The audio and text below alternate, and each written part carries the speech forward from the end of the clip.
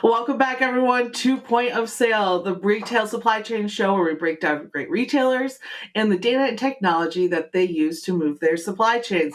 Happy Halloween, everyone! I'm SpongeBob, if you didn't get that one yet. But happy Halloween. It's my favorite holiday, well, behind Christmas. I am a big spooky season fan, as all of you might have saw on yesterday's episode of Check Call, which you got to go check out. I love ghosts. I love all things spooky movies, spooky houses, spooky ghosts, all of that stuff. So this is definitely one of my favorite holidays, especially when it leads up right into F3 that we'll all be at here next week. So exciting times for me over here, and excited to have you all back with us here at Point of Sale as well. We're going to have an excellent guest on here in a few that we're going to talk about more of a global e-commerce perspective in the supply chain, and more importantly, a lot of his background work in the military and getting their mail to them as they're overseas as well. But I figured, why not start off this episode going into this wonderful holiday with some interesting retail statistics for this wonderful Halloween. Now, of course, we all had a different Halloween a few years ago as we went through the pandemic, but it's one of the most interesting holidays to truly bounce back. I think it brings a lot of joy to people, a lot of fun. It's a good holiday to get outside, right, and enjoy the beautiful outdoors as well, as long as it's a good night, not too spooky for you. But I figured, let's dive into some statistics, and thank goodness for the National Retail Federation, because they have put together a ton of studies in order for us to learn a little bit more about this wonderful holiday. Now, let's start off with participation as well. So the biggest thing that we want to take here is, clearly we've had our ups and downs. As you'll see, a lot of movement as well with different recessionary times. So of course, we didn't see as big as exponential growth as we saw bouncing right back from the pandemic, but you can see participation in the holiday fell pretty drastically in 2020, making sense. Not really the best time for all of us to be knocking on each other's doors and taking candy from one another as well. But we are bouncing right back up to it to a strong 69%. I mean, hey, if this was an election, that would be an overwhelming majority of how much we enjoy this holiday. But let's focus on how people are celebrating and what parts of the holiday they're celebrating as well. Let's bring up this chart real quick that goes into more of their holiday plans. Of course, we're looking at a lot of these old school traditions really coming back. Handing out candy being a big one. Now that everyone is starting to get back to health, of course, vaccine percentages are, people are feeling much more comfortable, back to that 67%, a little bit more than, of course, we saw prior to the pandemic. Back to decorating. It looks like parties are slowly coming back. I mean, it's always an interesting holiday because it tends to fall usually during the week, depending on how you're celebrating it. But happy to see that we're right back to where we are on most areas of celebrating the holiday as a whole, and pretty big majorities as well. But the classics, handing out candy, of course, is the easiest and most fun way to get to know your neighbors and celebrate the holiday together. A rule that I have when you come to my house, you got to let me guess your costume. And you're not getting candy until I figure it out. But I do a pretty good job guessing as well. And with that bounce back, let's dive into spending that we're seeing on this holiday too. So looking at about $10.6 billion being spent on Halloween. That's including decorations, candy, costumes, all of that jazz. Of course, saw that dip in 2020. But it's interesting because it's not as big of a dip as I assumed, seeing that the participation fell in 2020 so drastically. I think, like we all did, we spent a lot of money in enjoying the holidays within our own families, within our tight-knit communities. So I think that makes sense of why you see spending not falling too much in that 2020 era, but we are right back at it. Maybe we won't, we might not be seeing too much spending as much this holiday season, but it looks like Halloween is right back up there and we're enjoying a little bit more of this fun.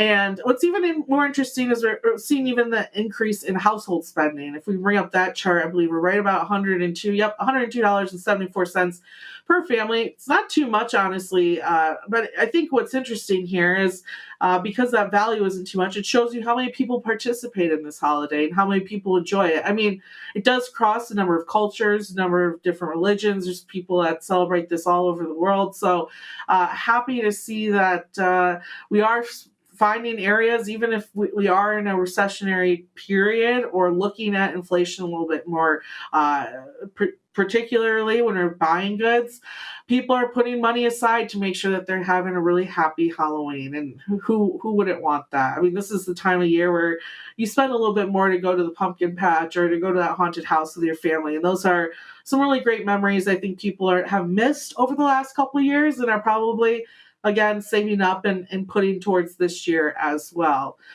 Let's dive into where that spending is actually going, though.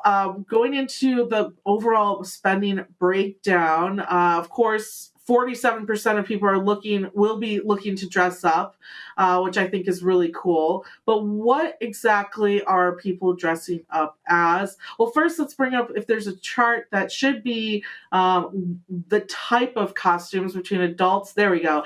And that, go back one more for me. We'll get to this one in a second. Perfect. So this one's interesting because of all of the areas that we seem to be spending a little bit more on is our pets, which I love. I can't get my cat to get into a costume to save my life, but for all of you out there, I see those Instagram posts, I see those reels, I see those TikToks. I love the costumes that you're putting your pets in. It's super cute. Of course, it looks like even adult costumes have been increasing as well, and children's are right about the same, which makes sense. So if I had a child, I'd make sure that I'm not spending too much on their costumes. We all know that those things get torn up pretty quickly, and they're going to want a whole new one next year. Whereas adults, I think, we have a little bit more lavish parties and a little bit more of a ceiling to hit. So there's a little bit more spending going on in us personally, which I can't hate on either. But what type of costumes are we wearing? This gets really interesting, especially when you look at the pets section.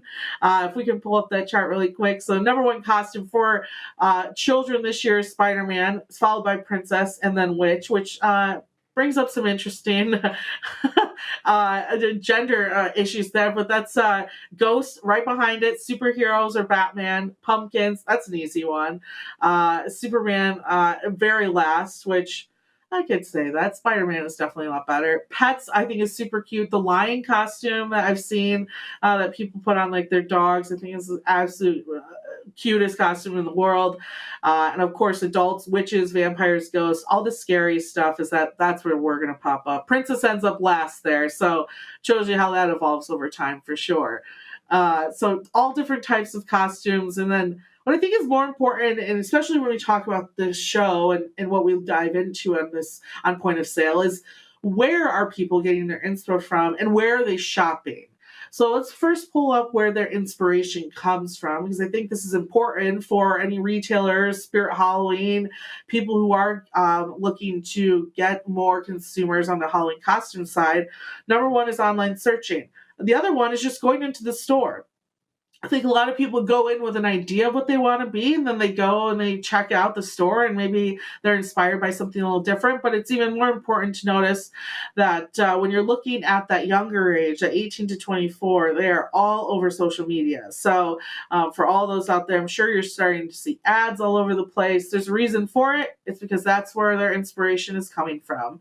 And then where are they actually buying it, though? If we can pull that one up really quick, you'll notice that, well, they're still going into stores, which, or when are they buying it? So they're still going to stores, but this is really interesting. If you look at these trends, as time goes by, we're starting to buy earlier and earlier, right? And I think that actually really resonates with all over e-commerce and retail sales. When it comes to the holiday, when it comes to holiday gifts, when it came even down to back to school shopping, we saw that parents are getting into stores earlier than ever expected. So it's interesting. I wonder how retailers are now starting to promote their different holiday events and how much farther back they're going. it's funny. I think we all laugh and joke when we go into stores now and say, "Oh, it's not even Thanksgiving yet. All of this Christmas stuff is here." Well, they're just following our trends at the end of the day. Or maybe it's the other way. Maybe the sooner they get in front of us, the sooner we consume it.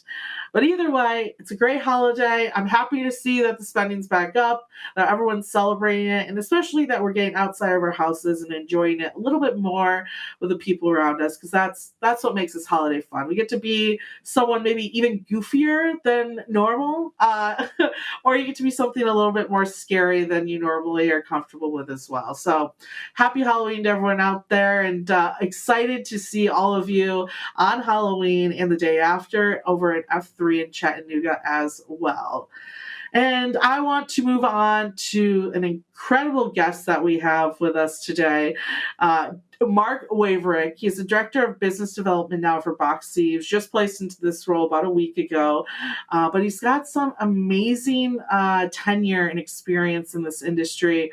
Mark, thank you so much for joining me on this show. I'm really happy to have you, and I'm happy to have our audience meet you as well.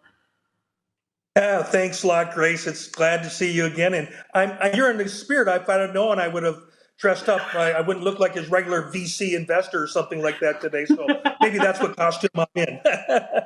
Yeah, no, that's exactly. Yeah, you are a San Diego VC investor for sure. So I love it. It works perfectly. And I won't lie. Unfortunately I put this on like right before the show started. That's how many ridiculous costumes I have in my closet too. So good stuff. And I'm excited to have you on because you have such an interesting career. And when we first talked about you taking on this new role at BoxC, I was particularly touched by this area of freight, you could say, even more so parcels, going to the men and women that protect this country. And I'd love for you to tell us a little bit about your military career, why you entered the military when you did, and how you ended up getting placed in your postal operations role that you were a part of as well. Well, thanks for asking, and thanks for recognizing the folks that serve our military. The men and women out there do a tremendous job. They're at sacrificing every single day. They're away from their families for long periods of time. So, I was happy to have a career in the military, and thanks for recognizing that. Um, like anyone else, when you graduate high school, you are uncertain what you're going to do or what your inspirations in life are going to be. And I let the Marine Corps kind of pick and choose exactly what I was going to be, because I had no idea I was going to be in the postal and mail business. I actually went to boot camp in 1982. Upon graduation, they basically said, "Mark, you are now going to be a postal clerk, and we're going to send you to Fort Benjamin Harrison, and you're going to learn how to sell stamps and provide postal services around the world." And that's how I ended up in the postal industry in the military. It's incredible. And then moving on from there, you were able to fix and work on a lot of the problems that are involved with distributing mail to our troops. I think one of my favorite parts about this show and just the supply chain in general is we're so used to, as consumers, having our average problems, right? Or the package wasn't left on the right doorstep, or we prefer it to be delivered at night compared to the morning. But when it comes to sending these packages overseas to individuals who I think love to get that piece of home or that recognition, even more so than us here receiving letters, etc. What kind of problems arose with delivering those and making sure that troops could even receive mail at that time? Yeah, no, great question here. So when you're outside the United States, you basically have one place to shop on the military bases. When I came into the military, anyway, you bought things locally. The local economy may have not or provided you the things you needed. So what happens so often is you relied back in the day. We relied on mail order catalogs, and catalogs would come in, and you would say, "Hey, that's exactly what I'm looking for. You're a young guy. You're 18 to 25 years old. You've got a little expendable cash. You like to buy good things and nice things for yourself, and you go in there and you buy these items, and you would wait 2 to 4 weeks before they come to you. Basically through ocean freight or through the mail system, and the objective once it arrived to that destination country is that people like myself in the post office, so we were able to find you, locate you, and get it into your hands. And I guess that's probably what's really attracted me to have this as a career is to see the joy it brings to getting something to somebody who really, really depends on it or really needs it or really wants it or had requested, especially if you're across the ocean there and you're away from your family, and maybe a loved one sends you a package with a care package. Nothing better than giving that to a serviceman or woman out in the field out there who are out there serving our country. Yeah, when we first talked, I was able to share with Mark that throughout high school, I actually was a pen pal with Paula Thompson, who served over in Iraq. And it was really great to be able to talk with her and learn more about what it was like for her and her time overseas. But more importantly, throughout the letters, I really started to grasp, and when I finally got a chance to meet her, how much it meant to her to hear from even someone as random as me who she had never met before. And it's really great to meet someone like Mark and know, oh, he is one of the reasons why she was even able to receive those letters. So thank you so much for your service and what you're able to do, because there's so many families and I'm sure veterans as well who really thank you for your service and making that possible. And at one point, Mark, you ended up working with DHL on a lot of these issues, not just even in the Middle East, but across the Asia Pacific as well. What led to that partnership, and how were you able to work with DHL to make sure that these gifts and these letters were continuing to be received and sent back and forth? Yeah, so in the spring of 2003, basically 2002, end of 2002, I was assigned out to U.S. CENTCOM and was part of the Joint Postal Cell, which was represented by all 4 branches of service to get the mail to men and women during the time of war, during the time of battle. But even prior to the actual war starting in Iraq, DHL had already been moving and flying mail up to Afghanistan, up to our troops, up in Bagram and Kandahar, and then making distributions from that point. What happened with Iraq was a little bit more unique. We were moving all the supplies and everything through the port of Kuwait. Unfortunately, the Turkish government didn't allow the 4th ID to come in on the northern part, and subsequently what happened is the whole entire port system in Kuwait became backlogged and clogged. We couldn't move. People were very sympathetic in wanting to send gifts and care packages and supplies through the mail stream, but the mail stream became backlogged, and we just couldn't move, didn't have an infrastructure to move the mail off of the Kuwait International Airport fast enough and get it to the troops. So basically the U.S. Postal Service had to kind of hold on to the mail until we could figure out a better solution. And I was part of that solution team in the Middle East and looking for an alternative way to get mail and packages in the hands of our service members faster and quicker without having to go through Kuwait where we were doing the big buildup. And that's where DHL entered the picture. DHL became a solution where we could fly the mail shipments in 747s up to 3-4 a day into Bahrain, offload those aircraft, and then sort the mail by zip code or postal code into 20-foot containers and put them on a rail and then truck them across the causeway in Bahrain over to Kuwait, and then move the shipments by unit and dispatch through the Kuwait military postal operation. So it became very instrumental. Without DHL support at that time, the U.S. military may have had to embargo mail, and there would have been nothing more critical than to tell the American public that we can't get mail and packages to your loved ones even before the war started. So that's how DHL's initial involvement got into supporting the military mail efforts into Iraq and Afghanistan. It's incredible, and I can't imagine the meetings and the problem solving and the late nights that you had doing. I mean, I had a rough time moving steel for half of my career, and these issues are nowhere near that whatsoever. And being a lot of these problems were big global issues, and having to deal with a lot of, I'm sure, global partners in order to pull this off.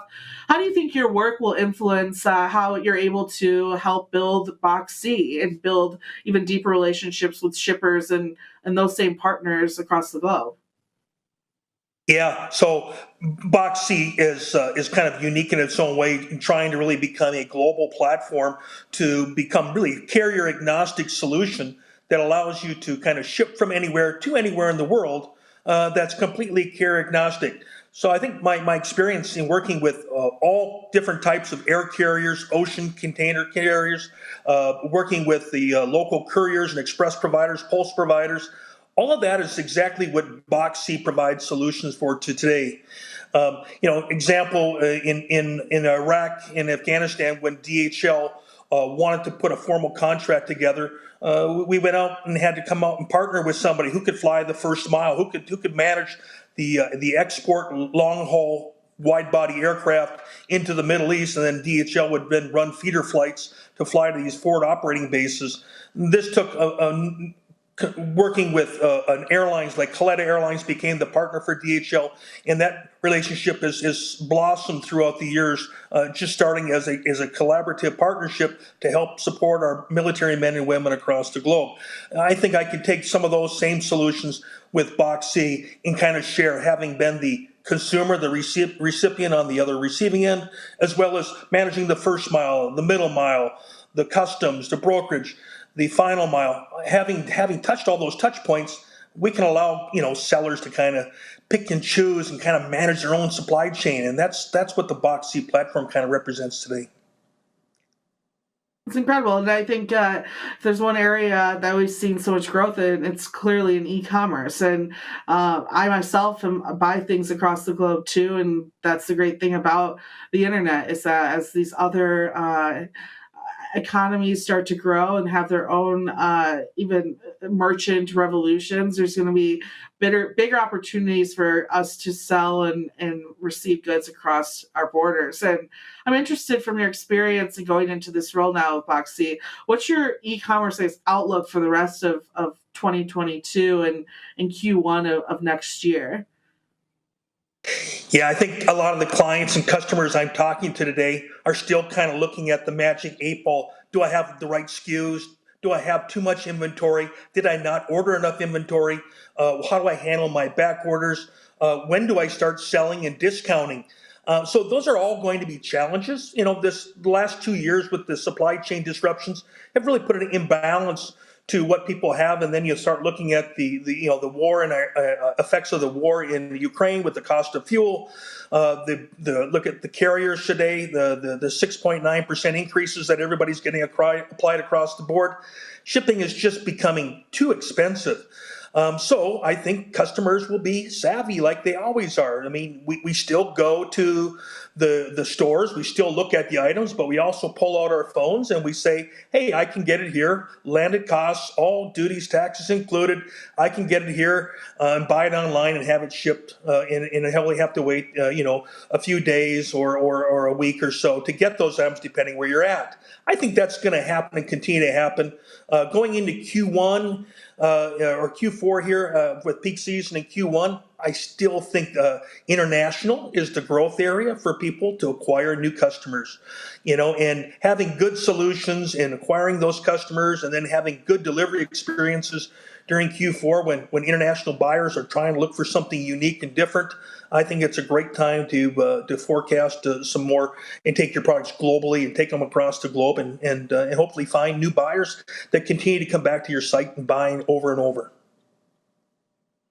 Exactly. I think this is the time that we're going to be able to open up those relationships more globally and have that back and forth trade a little bit more. And happy to see you and your team over at BoxC leading the way over there with that too. And as a new guest on our show, I do have to play a quick game with you that we love over here called What Type of Consumer Are You? And I have a question for you that's based off of different trends that we've seen throughout the pandemic and just through technology, etc. My first one for you is, Mark, do you buy your groceries in the store or are you using an app for at-home delivery for your groceries? I still buy my groceries in the store. I still pick my own produce up and I still push a cart, but I have advanced now to the automated checkouts and checkout myself. So self checkout, Nice. shop by my. I love that, right? Well, they're moving more towards just those checkouts. So glad you jumped on that trend. My next one for you is, have you seen movies in the movie theater recently? Have you just been watching on demand? And if you have been going to the theater, what is the last movie that you did see? Wow, that's you know, with COVID and things like that, movie theaters have kind of not been part of my life. So I have to think about that. Probably Unforgivable was the last movie I saw, and that's probably over a year old, but great movie. Yeah. Enjoyed it. That's a good one. No, that's awesome. Yeah, I just started going back too, and I'm a big fan of the matinee, which has never been too crowded to begin with, but it's slowly coming back. I see more and more families there every once in a while, so that's really great. And to wrap this up, I'd love if you could let our audience know where they can learn more, maybe reach out to you and learn more about BoxC as well. Yeah, if you're interested in taking control of your supply chain, you can reach out and contact me at mark@boxc.com. That's mark@boxc.com. All right. Love that. Thank you so much, Mark. And for our audience, make sure you go get our newsletter at freightwaves.com/POS. And I will talk to you all soon. Hopefully see you all at F3. Enjoy the rest of your week. Wow.